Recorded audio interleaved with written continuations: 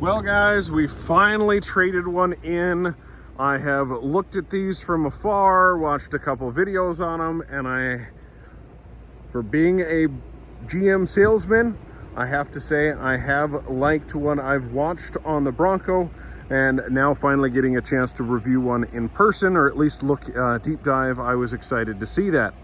So credit where credit is due. Ford, I think you did a great job of bringing the Bronco back in the style and the spirit of the old Broncos, as well as, kept it in that same general focus. Unlike our sister Chevy over there, who brought back the Blazer and the Trailblazer that I just don't think lived up to its name.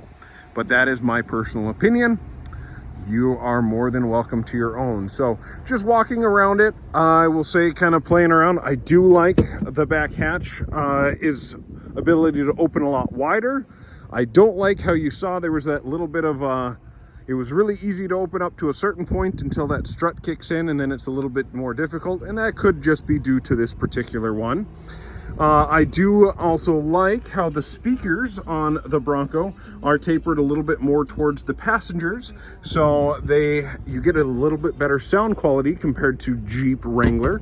And you'll notice I'm comparing it to the Jeep because, frankly, that is the leader in this segment. That is what everyone was kind of shooting for. And GM doesn't have a direct competitor. I know about the same time the Hummer EV dropped, but that is for a whole different market of a customer, with it being quite a bit more expensive and being all electric, as well as a lot of other, bragging right kind of. It was a whatever the word I'm looking for, but it was basically that car to show off what GM could do with electric vehicles. Jumping to the back seat, I have to say, comparing it to Jeep, I do like, and I am sure that has to do with the fact of Jeep has the removable doors, but gone are the rope tether there, the kind of flimsy door that makes it feel a little bit cheaper than what you're spending Jeep money on, as well as the interior on this is quite nice with that two-tone look. Also, the latching mechanisms do seem to, I guess, inspire a little bit more confidence, at least in my mind, of that those aren't going to fly off as you're driving down the road. Jeep has done a really great job. They've been doing it for years, so I'm sure they have gotten it down pat. But just a couple more components in here that make it feel a little bit more solid. And running it through the car wash as well as around, you have quite a bit less road noise in this than, say, the Jeeps. Exterior wise though, I really like it. I'm not exactly sure what I think about these plastic latches, but I suppose that's more so just to connect, as you can see, a max load of 150 pounds. It's more so for things going over the top or like lights and different things like that. Jumping inside though, this is where I do start to have a couple complaints about Ford doing its typical Ford thing.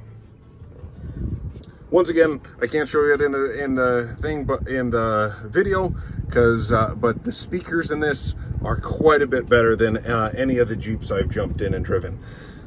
But here's where I start having a couple of my complaints. So not only is it a little bit kind of echoey in here, because you have a lot of very vertical surfaces, which, don't get me wrong, is the whole point of this vehicle. But the other thing that hurts it, and this is where I think GM does a great job, and obviously I'm going to be biased, but it's hard plastic everywhere. Yes, I understand it's more weather resistant, so if you take the top off, you're not having to worry about it. But in a premium, it's not just off-road, it's an off-road premium kind of vehicle. It's hard plastic everywhere you touch.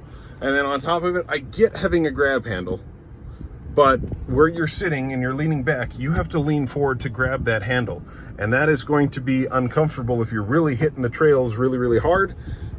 This one makes a little bit more sense for that passenger, giving them something to grab onto. But why does the driver need one when you have the steering wheel right in front of you?